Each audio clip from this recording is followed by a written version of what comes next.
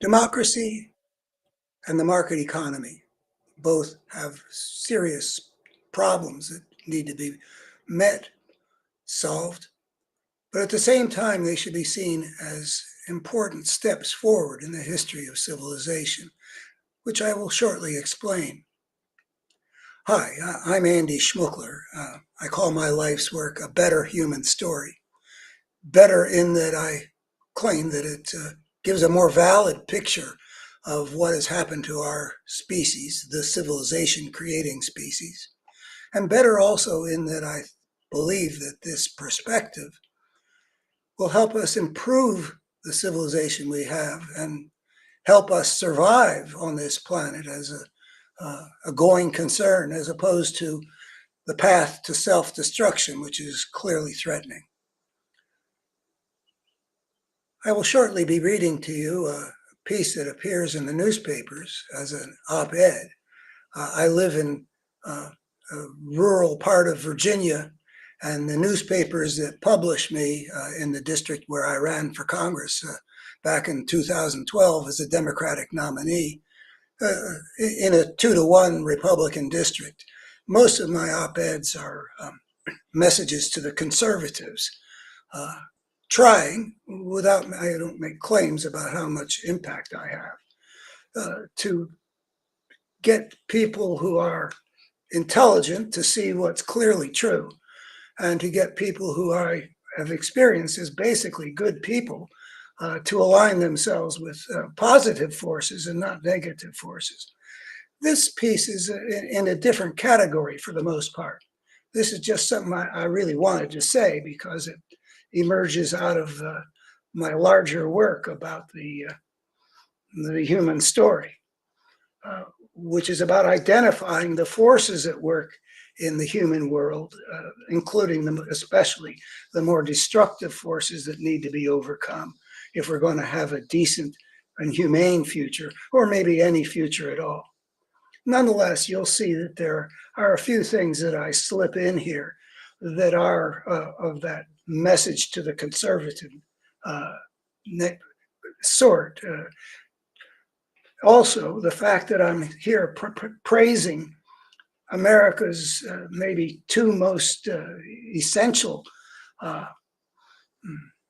institutional belief systems, democracy and the market economy, or you could say capitalism, is also a way of countering what I think is in the minds of many of the people in the conservative America these days, that liberals who are critical of certain things about what they're up to, that they hate America. So it's a possible ploy here to be seen publicly praising America's political and economic belief systems. But the real reason behind this grows out of my thinking about my better human story and the challenges that we face at the large level about the forces at work in the human world. And I'll explain that very briefly at the end here after we've gone through this piece, which begins, if we compare the condition of humankind when civilization first arose full-blown, roughly 5,000 years ago, with the condition of those people's hunting-gathering ancestors, the deeply problematic nature of civilization becomes clear. The first cities and empires were organized with a tyrannical few exploiting, generally enslaving, most of the people under their domination. By contrast, hunter-gathering societies were basically egalitarian, without some people forcing other people to serve them. Moreover, when the evidence of human remains from the earliest full-blown civilizations are examined, they show that the average member of those civilized societies were much less well-nourished than their pre-civilized ancestors had been. Clearly, how human needs could best be met was not the predominant driver of how civilization first developed, Nor did that change during most of the history since. Typically, the majority of civilized people have been subject to the crown, dominated, that is, by powers above them, and have been compelled to live in conditions of considerable deprivation. An essential part of the challenge facing civilized humankind, therefore, has been to find ways of organizing their world that meet human needs better.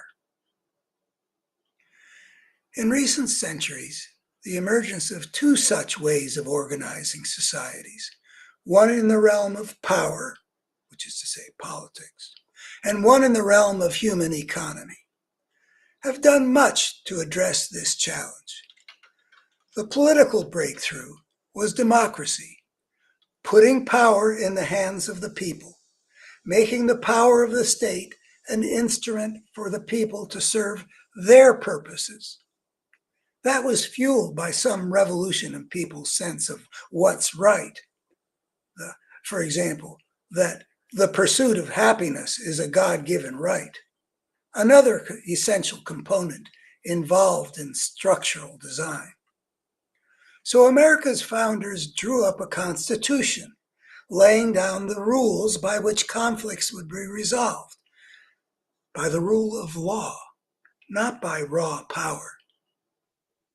The importance of such structural protections is shown by the way democracy, instituted by the French Revolution, led to a reign of terror, whereas the American Revolution, with its constitutional structures, led to a viable system of government that has done a significant, albeit imperfect, job of controlling power for more than 2 centuries. Variants of such democratic structures are now found in dozens of other countries, giving hundreds of millions of average citizens lives that are so much freer of oppression than the lives of their ancestors just a few centuries ago.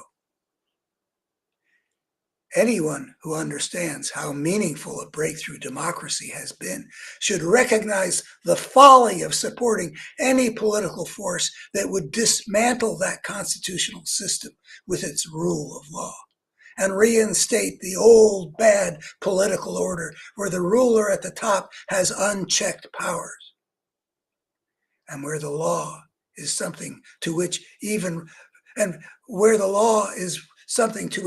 rulers are subject, but changing it into instead a weapon used by rulers to smite their rivals.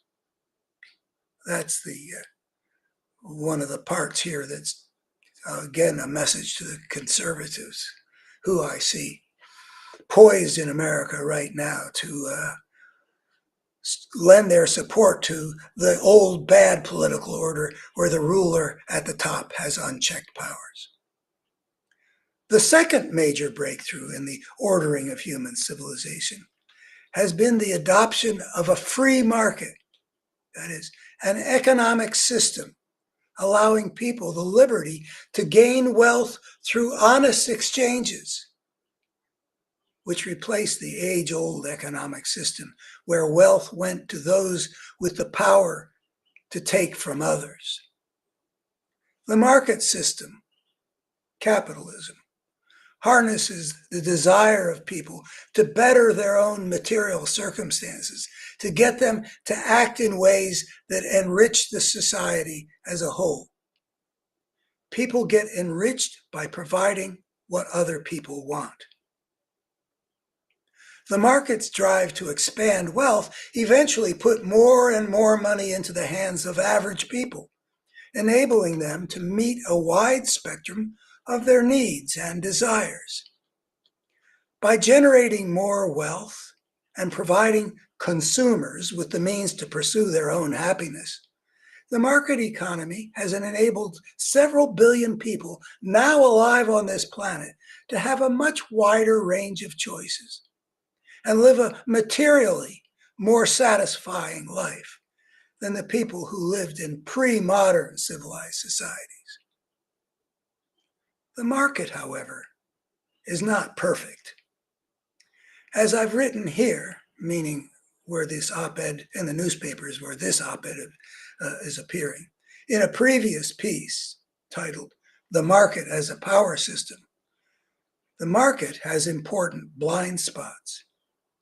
Even if there were the perfect competition posited by the market ideology in its advocacy for capitalism, the market by itself skews the development of societies and the allocation of resources in some altogether predictable and clearly suboptimal ways. The market system, for example, processes the costs and benefits to buyers and sellers with admirable efficiency to generate information, meaning prices, that channel economic activity in ways that are optimal, but optimal only in the limited dimension of costs and benefits for people considered solely as separate actors. The market by itself is blind to all those values and interests that people have collectively as members of a society. Unless such blind spots are corrected by collective decisions, one ends up with what is often said about America: private opulence and public squalor. I believe that phrase comes from the famous American economist John Kenneth Galbraith, his Affluent Society back in the late 1950s. Nonetheless, even if the market system with its imperfections requires the political system to correct for the ways the market economy skews the allocation of resources, the coming of the capitalist system has made a major contribution to humankind's effort to make human civilization better designed to meet human needs. The market economy, employed in proper ways in a civilized society, has thus been a major step forward from that era when the average person lived lives of deprivation in helping people get human civilization under greater control, which is doubtless why virtually all the most decent and healthy societies on earth give the market system a major role. Also, why they also use the political system to correct for its defects in what's called in economics a mixed economy.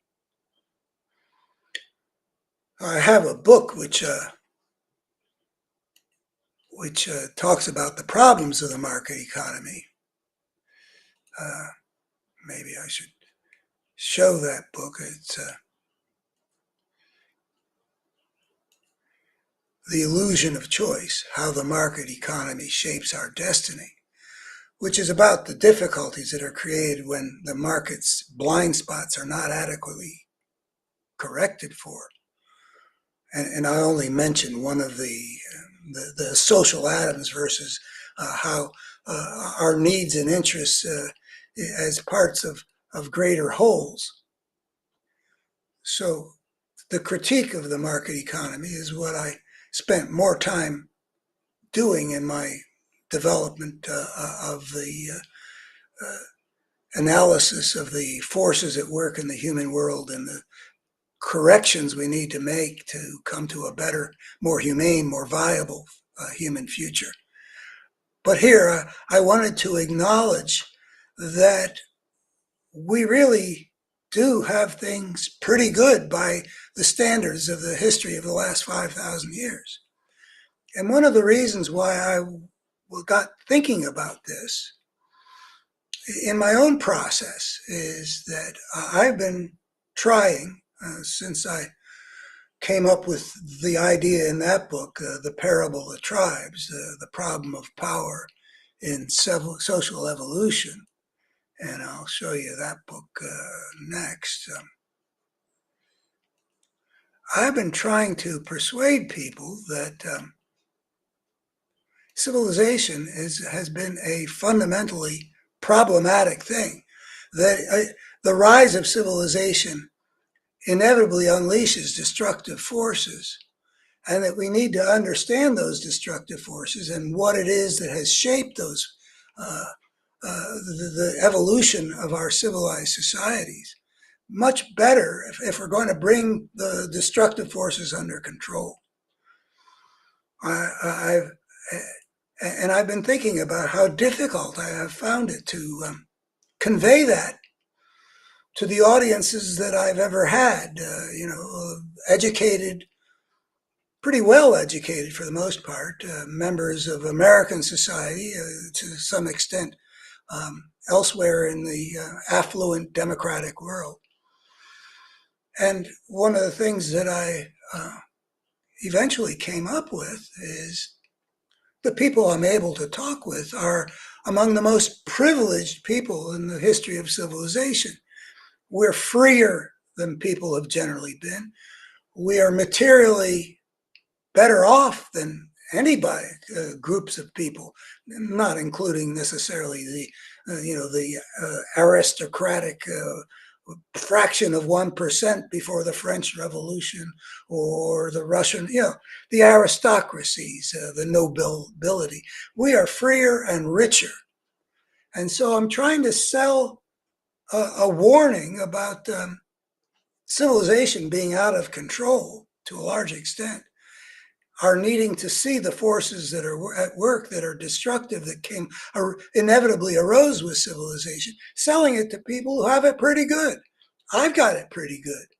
I'm free to say whatever I want, at least until the next presidential inauguration. I say that partially in jest, but not necessarily 100% in jest. And I live a life where I don't have to worry about a roof over my head or food on the table.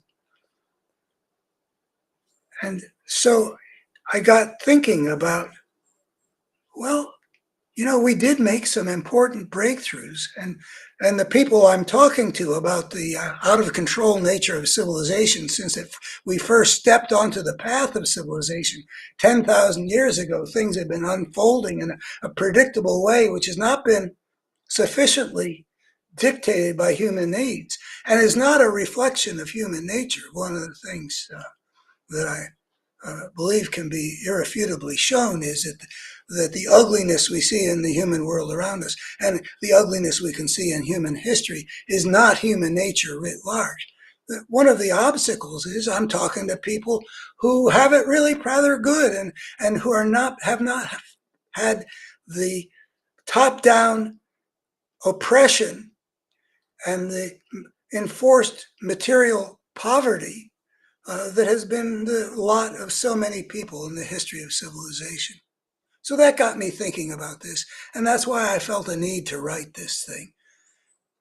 So if you're interested in following my Better Human story in its various ramifications, which I regard as an integrated way of understanding the forces at work in our world, which means that it illuminates things from democracy versus fascism in our present American crisis, all the way up to the question not just of whether American democracy will survive, but whether human civilization will survive in the much larger picture. All of those integrated into a single picture where the forces at work are laid bare. Please do like, follow, subscribe, any of those things that help get the word out, which is why I'm doing these videos, is because I believe this Better Human story can actually increase our odds of democracy surviving in America and of human civilization surviving on this planet rather than destroying itself and maybe taking a lot of the biosphere down with it. And if you think that you have friends or acquaintances or colleagues who would be interested in this kind of a thing, who would want to see this kind of integrated picture of what we're up against, which is the title of that book, What We're Up Against, a destructive force at work in our world and how we can defeat it, please forward the link to this to those people you think would find it of interest. My purpose to being here is to get that idea out into the world where in sufficient measure, where it can actually have an impact on how people see things, how they understand what's at stake, and therefore in how they join the battle to help the good forces, the constructive forces, defeat the destructive forces that have been unleashed inevitably whenever any creature on any planet steps onto the path of civilization. It is not widely understood that that is a crucial point in the history of any species anywhere in the cosmos that takes that step. And if we don't understand the nature of the battle we're engaged in, we're not going to really be able to see what it is we're up against, what the shape of the battlefield is, how we need to fight it because of the nature of what we're up against. So getting the word out is basically what I'm trying to do here. Would appreciate your help. Thank you very much. Andy Schmuckler, A Better Human Story. Bye-bye.